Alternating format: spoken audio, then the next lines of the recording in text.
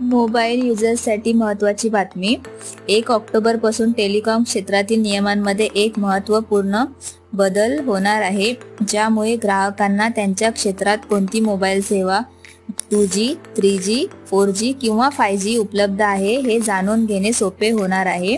नवीन नियमानुसार सर्व दूरसंचार कंपन्यांना त्यांच्या वेबसाईटवर ही माहिती अनिवार्यपणे प्रदर्शित करावी लागेल, जेणेकरून ग्राहक त्यांच्या गरजेनुसार योग्य सर्व्हिस निवडू शकतील।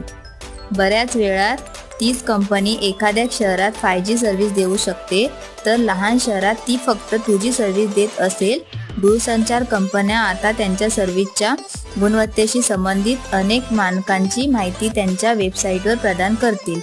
आतापर्यंत अशी कोणतीही माहिती टेलिकॉम कंपन्यांनी सार्वजनिकरित्या दिली नव्हती। व्हिडिओ आवडल्यास तर लाईक करा, चॅनलवर नवीन असाल तर प्लीज सबस्क्राईब करा।